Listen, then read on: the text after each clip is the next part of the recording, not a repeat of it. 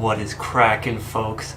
I'm Dylan and you're watching H3 Humper. So maybe you've tried everything. Try a medium pry bar, try a huge ass pry bar, try a slide hammer, try a vice grip with threaded rod and a big hammer on it, try a 5-foot long pry bar. Maybe you've tried everything and that CV axle is not coming out. I got through it. I think you can get through it too.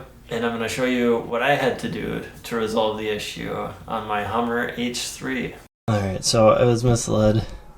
The inner axle is not coming out for shit, so I'm going to have to get creative. Alright, now I'm just taking shit apart because this thing needs to come out of here. I loosened the bushing to the frame, removed all the bolts on that axle housing. Now I'm going to try removing that completely. Let's see if it'll come out. Now at very least the axle's out of there and I can bring it somewhere to have that separated.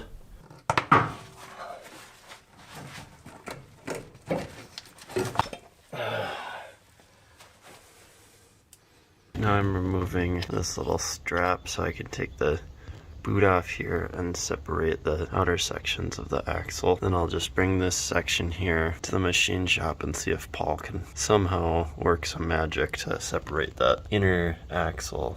Now I know what you're thinking. Did Paul get it done? You bet your ass Paul got it. Oh my god. He sure did. He used the 3 P's.